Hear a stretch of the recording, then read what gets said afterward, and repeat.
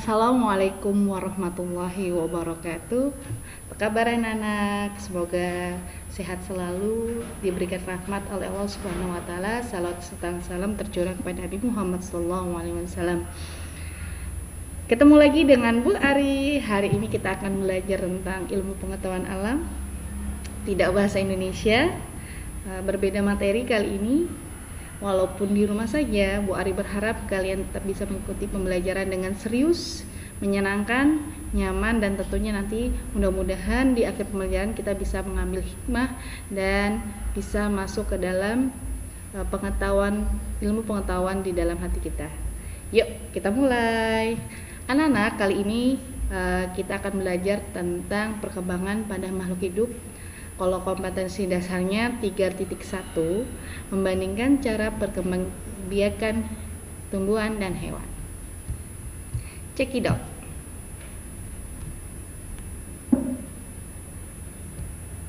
Nah, ya sudah, kita mulai ya. Kita lanjut ke slide berikutnya. Nah, anak-anak yang dirahmati Allah, perkembangbiakan pertama kita akan belajar tentang perkembangbiakan pada makhluk hidup ya. Sebenarnya kenapa sih makhluk hidup harus berkembang biak? Mungkin ada yang tahu? Ya, betul.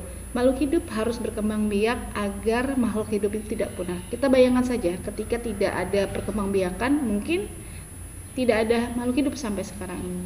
Tidak ada manusia, tidak ada hewan, tidak ada tumbuhan.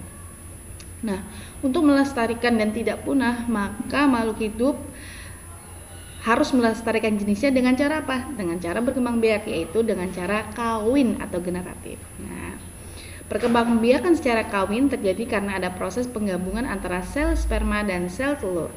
Sel sperma dihasilkan oleh laki-laki dan sel telur dihasilkan oleh perempuan. Nah, ini adalah perkembangbiakan hidup pada manusia. Yuk kita lihat, ini fase apa? Ya betul, ini fase balita. Kemudian ini fase apa? Anak-anak. Ini fase apa? Fase remaja. Ini fase apa? Ini fase dewasa. Dan kemudian ini adalah fase lansia, ya. Lanjut usia. Jadi inilah bentuk perkembangbiakan. Tidak stuck kemudian atau tidak berhenti tumbuh. Tidak hanya anak-anak terus, pasti kalian akan nanti suatu saat mengalami fase-fase yang ada di gambar ini. Kalian sedang berada di fase ini, ya. Fase antara anak-anak menuju remaja ada di fase ini. Kemudian nanti fase selanjutnya adalah yang ini dan ini. Nah, ini adalah gambaran rentang usia mulai dari fase balita hingga dewasa. Anak-anak kira-kira berada di fase mana? Ya, betul. Kalian berada di fase remaja atau masa remaja 9 sampai 20 tahun. Masa anak-anak dan balita sudah kita lewati. Kemudian kita sekarang masuk masa remaja dan masa selanjutnya adalah masa dewasa dan tua. Ayah ibu kita berada pada fase dewasa dan tua. Lanjut.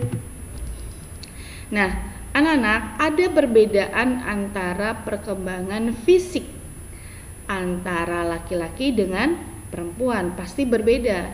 Secara lahiriah pasti berbeda. Allah menciptakan laki-laki dan perempuan memang berbeda, ya, punya keutamaan sendiri. Laki-laki yang menjadi pemimpin, wanita yang menjadi makmumnya. Laki-laki yang mencari nafkah, wanita sebagai madrasatul ula, ya. Jadi ibu dari madrasah pertama anak-anaknya. Nah, berikut adalah perkembangan fisik laki-laki. Jadi di fase remaja maka kalian nanti suatu saat akan mengalami yang namanya pubertas. Pubertas itu apa, Bu? Gitu. Pubertas adalah masa ketika anak laki-laki dan perempuan mengalami perkembangan secara seksual, gitu. Perubahan fisiknya dibagi menjadi dua, yaitu primer dan sekunder, ya. Jadi ketika kalian remaja nanti pasti kalian akan suatu saat akan masuk ke masa atau mengalami pubertas, ya, dimana di masa pubertas itu bisa ditandai dengan perubahan pada fisik yaitu primer dan sekunder. Perubahan primer. Pada laki-laki, perubahan primer ditandai dengan mulai diproduksinya sel sperma alat kelamin laki-laki, yaitu di testis. Jadi di testis kalian, di alat kelamin laki-laki akan diproduksi sperma. Hal ini menyebabkan anak laki-laki sudah dapat mengeluarkan sperma. Ketika itu terjadi, maka peristiwanya lazim dinamai dengan mimpi basah. Berarti si anak laki-laki tadi sudah siap menghasilkan sperma.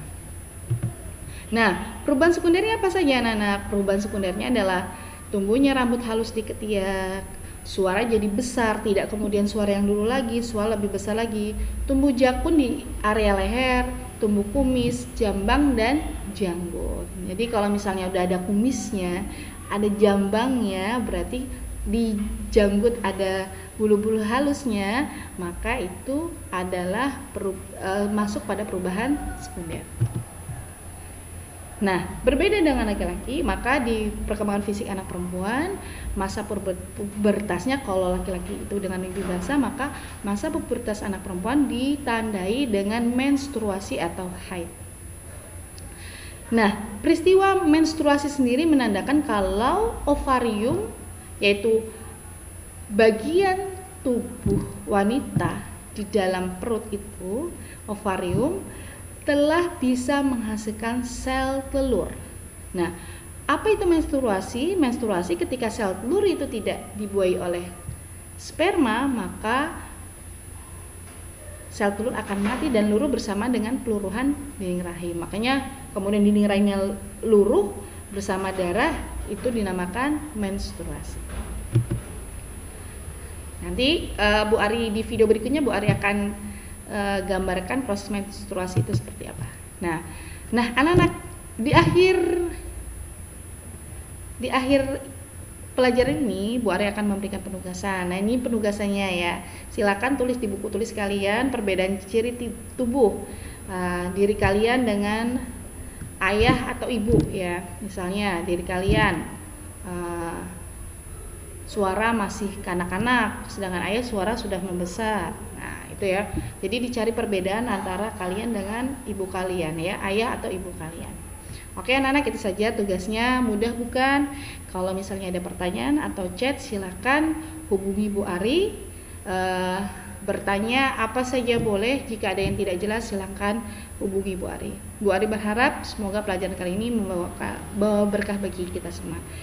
Itu saja dari mohon maaf jika ada salah. Wassalamualaikum warahmatullahi wabarakatuh.